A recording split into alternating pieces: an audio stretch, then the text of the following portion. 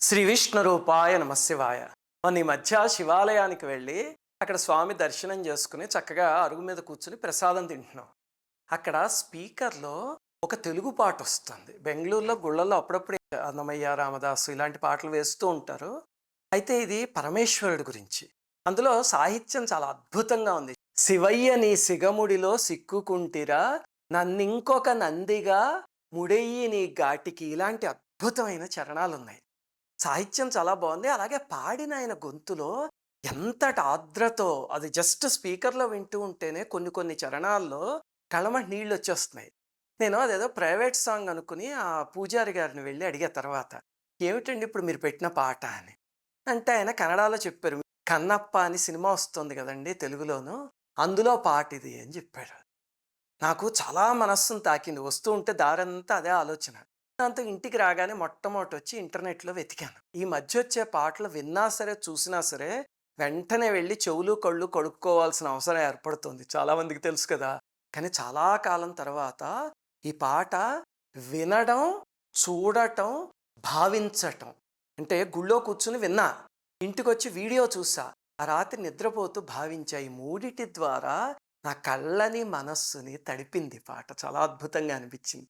ఇప్పుడు అసలు ఆ పాటలో ఏముంది అనేది చూద్దాం. ఈ శివాలయం అరుగున కూర్చుని విన్నాను కదా! విన్నప్పుడు అందులో కొన్ని కొన్ని లైన్‌లున్నాయి. ఉదాహరణకి, "నిన్నటి నా వెలితిని నీ దయ చెరిపిందిరా, నా ఇంటి చంటి బిడ్డవు నువ్వు, ఎండకు జడివానకు తట్టుకొని ఎట్టుంటివో", ఇలాంటివి కొన్ని వాక్యాలు ఆ పాడినాయన పాడాడసలు గుండె పిండేసాడంతే. కాళహస్తి మహాత్మ్యం అని కావ్యం ఉంది. ధూర్జటి మహాకవి రచించింది. అందులో పాము, ఏనుగు, కన్నప్ప ఇవన్నీ చెప్పినప్పుడు ధూర్జటి గారు ఏం చేశారంటే, ఆ ఒక్కొక్క క్యారెక్టర్‌లోకి పరకాయ ప్రవేశం చేసి, ఆ క్యారెక్టర్ అనుకుంటూ ఉంటే ఎలా ఉంటుందో రాశారు. కాళహస్తి మహాత్మ్యం కావ్యం చదివితే అసలు కళ్ళమ్మట నీళ్ళొచ్చేస్తాయి. కన్నప్ప అవన్నీను. అలాగనే ఈయన కూడా ఈ పాట పాడుతూ కన్నప్పలో పరకాయ ప్రవేశం చేశారేమో, కొన్ని చోట్ల అసలు ఆర్ద్రత, "పొమ్మని ఇదిలించిన కసురుతు కరిగించిన" అంటూ ఆర్ద్రతతో కరిగిపోయి పాడారసలు. మనకి ఎస్‌పి బాలసుబ్రహ్మణ్యం గారు అలా ఆర్ద్రతతో పాడేవారు. ఆ ఆత్మని ఆవిష్కరించేవారు పాటలో. కారణం ఏమిటి అంటే ఆయనకి ఆ పాట అంతటికి సాహిత్యానికి అర్థం తెలుసు కాబట్టి దాన్ని అనుభవిస్తూ పాడేవారు. ఆయన తరువాత అది లుప్తమైపోయింది చెప్పాలంటే. ఎందుకంటే స్పష్టంగా తెలుగు మాట్లాడేవాళ్ళే చాలా తక్కువ మందున్నారు. అందులోనూ ఆ అర్థాన్ని ఆకళింపజేసుకొని పాడగలిగితే అప్పుడు ఆ సోల్ వస్తుంది పాటలోకి. ఈ పాట అలా పాడారు. ఎవరు పాడారు అని చూస్తే విజయప్రకాష్ గారని ఒకాయన పాడారు. ఆ తర్వాత ఈ షూటింగ్ చేసేందుకు ముందు మా అడ్మిన్ 2 విషయాలు చెప్తున్నాడు. అందులో ఒక విషయం ఏమిటంటే, 'రామం రాఘవం' అని అల్లూరి సీతారామరాజు గారి మీద ఓ పాటుంది గదా! ఆ పాట కూడా ఈయనే పాడేత్త. ఎంత విచిత్రం అంటే అసల కాంట్రాస్టు. ఆ పాట వింటే గంభీరంగా ఓ రోమాలు నిక్కపొడుచుకునేలా ఉంటుంది. ఈ పాట ఎంతో ఆర్ద్రంగా, లాలిత్యంతో ఎంత చక్కగా పాడుతూ, వింటూ ఉంటే మనస్సుని మెలిపెట్టేసాడాయన నిజంగానే. విని చూడండి అసలు. నేను ఇందాక చెప్పిన వాక్యాలున్నాయి. అవి వినండి ఆ పాటలో. వింటూ ఉంటే మనస్సు బాధొచ్చేస్తుంది అసలు, అంత బాగా రాశారు. అలాగే మ్యూజిక్ చేసినాయన. నేను ఆ గుళ్ళో వినగానే ఆశ్చర్యపోయా. మనకి 'శివ శివ శంకర భక్తవ శంకర' పాట తెలుసు కదా! మా చిన్నప్పుడు చాలా ప్రఖ్యాతమైన పాట. అదే పల్లవితో 'శివ శివ శంకర' అనుంది. సామాన్యంగా అంత నిలిచిపోయిన పాటని మళ్ళీ చేసి మెప్పించటం అనేది చాలా కష్టం. కానీ ఈ పాటలో నిజంగా అలా మెప్పించగలిగారు. మా అడ్మిన్ చెప్పిన ఒక విచిత్రమైన విషయం ఏమిటంటే, సంగీత దర్శకుడు క్రిస్టి అంట. నాకు అది ఎంత నిజమో తెలీదు గానీ, అతను ఇప్పుడే షూటింగ్‌కి ముందు చెప్తున్నాడు. నేనది విని ఆశ్చర్యపోయాను. ఎందుకంటే, క్రిస్టియన్ అయ్యుండి నిజంగా పరమేశ్వరుడి గురించి ఆ హృదయాన్ని ఆవిష్కరించేలాగా ఇలా చేయగలిగితే, అందులో ఒక చోటకొచ్చేసరికి ఇంకా లేచి భజన చేయాలనిపిస్తుంది. అలా ఉంటుంది. అలా చేశాడంటే నిజంగా చాలా ఆశ్చర్యకరమైన విషయము. అభినందించాల్సిన విషయం. ఇది వినగానే ఆ ఆలయంలో విని అక్కడి నుంచి వస్తూ ఉంటే కలిగిన అనుభూతి. ఆ తరువాత ఇంటికొచ్చి చూసాక కలిగిన అనుభూతి ఏమిటి అంటే, ఫస్ట్ ఆఫ్ ఆల్ నేను ఇంటికొస్తూ ఒకటి ఆలోచించా. 'శివ శివ శంకర' పాట ఎన్నో సార్లు చూసాం. అది మహామహులు బాపు గారు తీసింది. 'శివ శివ శంకర' అంటే మళ్ళీ అదే సన్నివేశం అయ్యుండొచ్చు. ఇంకా విభిన్నంగా ఏం చూపిస్తారు? బాపు గారు మొత్తం చూపించేశారు. నోటితో నీళ్లు తేవడం, పువ్వులు అవన్నీ పట్టురావడం అవన్నీ మొత్తం ఆయన చూపించేశారు. ఇంకా అంతకన్నా విభిన్నంగా ఏం చూపిస్తారో అని ఆలోచిస్తూ ఇంటికొచ్చాను. నాకు ఆ తర్వాత చూసి నిజంగా మనసు ఆర్ద్రమైపోయింది. అందులో కొన్ని సన్నివేశాలుంటాయి. అన్నం ముద్ద కడితే ఆ ముద్ద శివలింగంలా కనిపిస్తుంది. చెట్టు కొమ్మల్లో త్రిశూలాలు కనిపిస్తాయి. అలాగే చెట్టు కొడుతూ ఉంటే శివలింగం కనిపిస్తుంది. అర్ధరాత్రి ఉలిక్కిపడి నిద్రలేచి, కాస్త ముందు కనబడుంటే కాడు మల్లయ్య, ఆస్తిపాస్తులేవైనా కరిగిపోతాయా నీకు న్యాయంగుందా అని. అబ్బా! ఏమి అద్భుతమైన మాటది. భార్య పడుకోండి, పడుకోండి అని చెప్పి పడుకోబెడుతుంది. ఎప్పుడైనా చూడండి జీవితంలో ఆనందం కానీ, బాధ కానీ ఎక్కువైపోతే రాత్రి నిద్ర పట్టదు. అది ఎక్కడ అబ్జర్వ్ చేసాడో కానీ ఆ దర్శకుడు చక్కగా తీసుకొచ్చి ఇందులో పెట్టేసాడు. మా బాపు గారు తీయని యునిక్ ఆలోచనలు ఎవరికొస్తాయా అనుకున్నా నేను. నిజంగా ఇది చూశాక కళ్ళు తడిసిపోయాయి. ఇంకా మూడవది, అది చూసిన తర్వాత 2, 3 సార్లు విన్నాక రాత్రి పడుకుంటూ దాన్ని భావిస్తే ఆ పాటలో ఉన్న డెప్త్ ఏమిటో తెలిసింది. ఆ క్రెడిట్ ఏమో రచయితకి వెళ్తుంది. చూడండి, ఆయన ఎత్తుగడే తెలివి కన్ను తెరుసుకుందయ్యా అని ఎత్తుగడ ప్రారంభించారు. తెలివి కన్ను తెరుచుకోవడం ఏమిటండి అసలు? దాని వెనకాల ఎంతో డెప్త్ ఉంది. అదేమిటో చెప్తా మీకు. మొట్టమొదట మీరు కన్నప్ప క్యారెక్టర్ చూస్తే ఆయన అమాయకమైన భక్తుడు. మనకి శంకరాచార్యుల వారు నమంత్రం నోయంత్రం తదపిచ న జానే స్తుతిమహో నచాహ్వానం ధ్యానం తదపిచ న జానే స్తుతి కథ నజానే ముద్రాస్తే తదపిచ న జానే విలపనం అంటారు. అంటే అమ్మ, మంత్రం, యంత్రం, తంత్రం, పూజ, పునస్కారం ఏమీ తెలియవమ్మా అని. అలాంటి భక్తుడు కన్నప్ప. మరి కన్నప్పకి తర్వాత పరమేశ్వరుడి కైవల్యం ఇచ్చాడు. శంకరాచార్యుల వారు ఒక మాట అన్నారు, జ్ఞానాదేవతు కైవల్యం అని. అంటే జ్ఞానం ఉంటేనే కైవల్యం వస్తుంది, అదే మార్గం అని. చెంచి ఏ మంత్రం ఊహించను అంటారు. ఆయన ఏం చదువుకోలే. మరి పరమేశ్వరుడు జ్ఞానం లేని ఆయనకి కైవల్యం ఎలా ఇచ్చాడు అంటే అక్కడే ఒక మెలికుంది. ఇది ధూర్జటి గారి కాళహస్తి మహాత్మ్యంలో ఈ పద్యం ఉంటుంది. చాలామంది మామూలు పద్యం అనుకుని ముందుకు వెళ్ళిపోతూ ఉంటారు. ఏమిటంటే అది, లాలాటలోచనంబున కీలాలము తొరగనేని కేవల భక్తిన్ కీలించి మనోదృష్టికి మూలంబగునాదు ప్రాణంబులు నీకిత్తున్నని.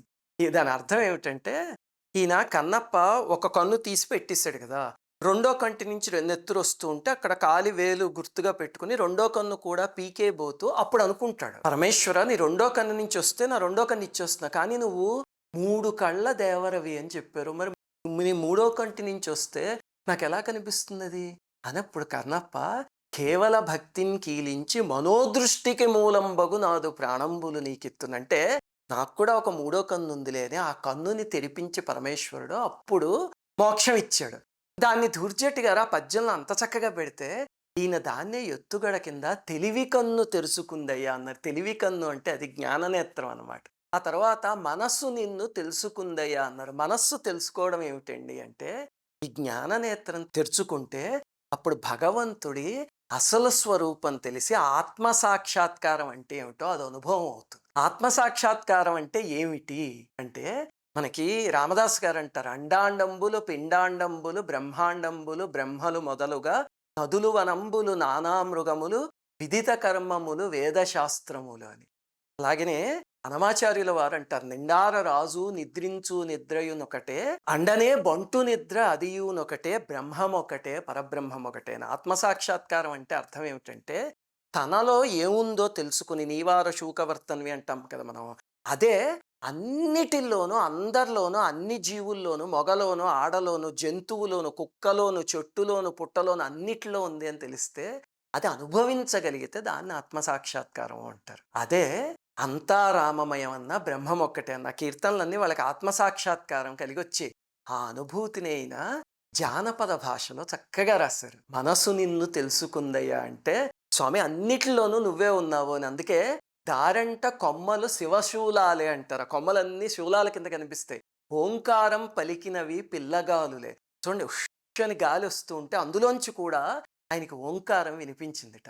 మబ్బుల్లో గీతలు నీ నామాలే. మనం బోళ్ళు సార్లు మబ్బుల్లో ఇలా గీతలు చూస్తూ ఉంటాం, కానీ ఆ స్థితికి చేరుకోగలిగితే అప్పుడు అవి పరమేశ్వరుని నామాల కింద కనిపిస్తాయి. ధూర్జటి మహాకవి అందులోనే ఒక చోట, ఉదయగ్రావము పానవట్టము అభిషేకోద ప్రవాహంబువార్థి ధరిధ్వాంతము ధూపధూమము జ్వలద్దీప ప్రభారాజి కౌముది తారా నివహంబులర్పిత సుమంబులుగా తమోదూర సౌఖ్యదమై సీత గభస్తి బింబ శివలింగం బొప్పె ప్రాచీదిశన్ అంటారు.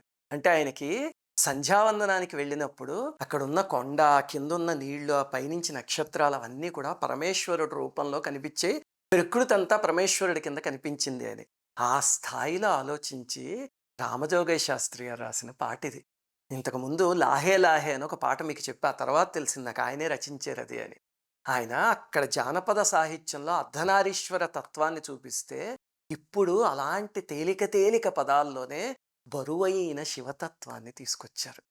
అందులో ఒక చోట అంటారు, "నా ఇంటి చంటి బిడ్డవు నీవు ముప్పొద్దు నీతో నవ్వుల కొలువు" అని. చూడండి, ఇప్పుడు పిల్లలకి ఒక 5, 6 నెలలొచ్చాయనుకోండి, అప్పుడు వాళ్ళ నవ్వుతూ కేరింతలు కొడుతూ కొడుతూ ఉంటారు.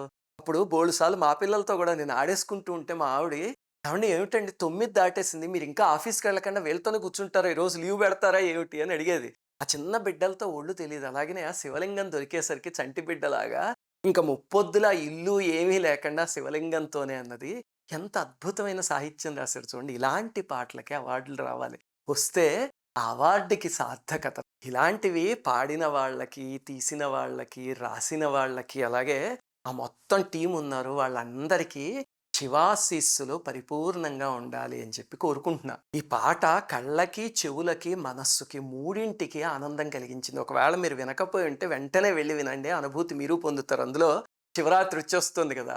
అలాగనే ఒకవేళ ఇంతకు ముందు విని ఉన్న వాళ్ళైతే నేను ఇందాక పైన వాక్యాలు చెప్పాను. అందులో ఆ ఆర్ద్రత ఏమిటి? ఆ పదాల్లో అర్థం ఏమిటి? అవన్నీ తెలుసుకొని అసలు సర్వం ఈశ్వరమయం అంటే ఆ అనుభూతి ఏమిటి అనేది తెలుసుకున్నాక మళ్ళీ ఒకసారి వీడియో చూడండి. ఈసారి నిజంగానే మనస్సు బరువెక్కుతుంది. కాకపోతే వీడియో ముగించే ముందు ఒక ముఖ్యమైన విషయం. ముఖ్యంగా దర్శకులకి మనవి. ఈ సినిమా ఇంకా రాలేదు అని తెలిసింది. అందుకని చెప్తున్నాను. ఏమిటంటే గతంలో కొన్ని సినిమాల్లో శ్రీకాళహస్తి ఆలయంలో ప్రధాన పూజారి వేశ్యాలోలుడు, అమ్మవారి చంద్రహారం తీసుకుపోయి వేశ్యకిచ్చాడు. ఇలాంటి అసహ్యమైనవన్నీ తీశారు.